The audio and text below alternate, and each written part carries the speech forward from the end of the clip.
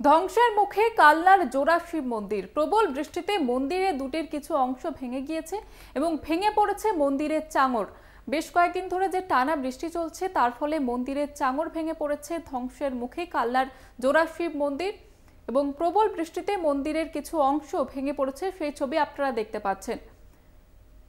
প্রবল বৃষ্টির জেরে ভেঙে পড়েছে মন্দিরের চাঙর এবং ধ্বংসের মুখে কালনার জোড়া শিব মন্দির এবং সেই ছবি আপনারা এই মুহূর্তে দেখতে পাচ্ছেন কলকাতা টিভির পর্দায়।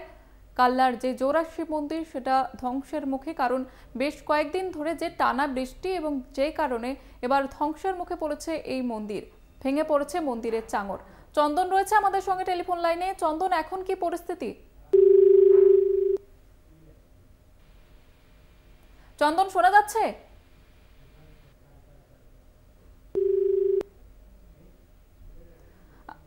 আমরা আবারও কথা বলার চেষ্টা করব প্রতিনিধি চন্দন সেনগুপ্তের সঙ্গে। যেমনটা আপনাদের জানাচ্ছিলাম, আপনারা দেখতে পাচ্ছেন কালনার জোড়া শিব মন্দিরের ছবি। ধ্বংসের মুখে কালনার জোড়া শিব মন্দির। বেশ কয়েকদিনের নাগারে বৃষ্টি এবং যার জেরে একাধিক জায়গায় কিন্তু জলের তলায় পৌঁছে গিয়েছে এবং ধ্বংসের মুখে পড়েছে কালনার শিব মন্দির।